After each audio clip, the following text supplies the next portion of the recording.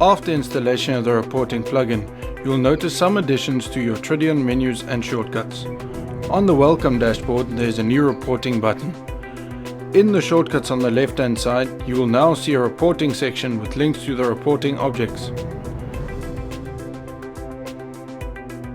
You will also see a reporting tab with drop-down buttons for the different reporting objects.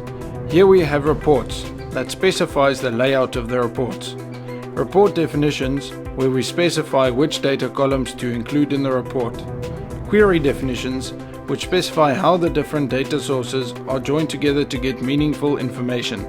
Data sources, where the data for the reports come from. Plus, we can set fine-grained roles and permissions for reports. Now let's have a look at some actual reports. Here we see some ready-built reports.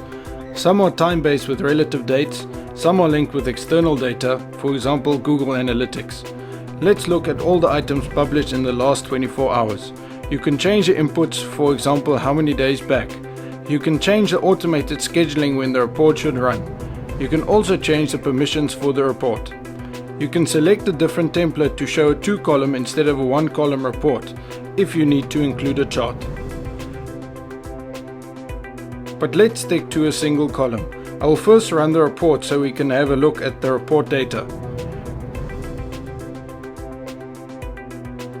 We have title, publish date, also a clickable URI, which will open the item in the Tridion Explorer. Let's go back to the list of reports in Explorer. So we close the report and the report tab.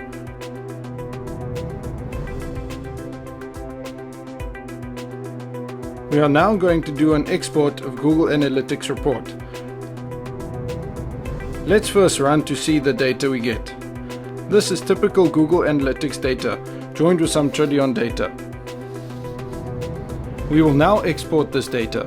The different export formats are CSV, HTML and XML. I am selecting CSV so we can further manipulate the data using Excel. I click on Export and an Excel spreadsheet is created that we can open. Here's the same data as we had in the report. Let's just move column D to the end. I insert a new line at the top to add column headings. This one we label countries and the next one visits. Using these two columns, we insert a pivot chart. We include both the countries and visits columns in the pivot chart. We will use visits for aggregation, but let's change the field settings to show sum of visits instead of count. We don't want to include the not sets and the blank values.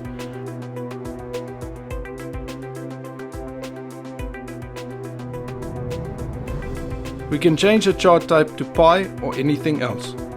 Let's make it a bit bigger. And that concludes the quick demonstration of how to export and manipulate data with the new Amakozi's reports for Tridion.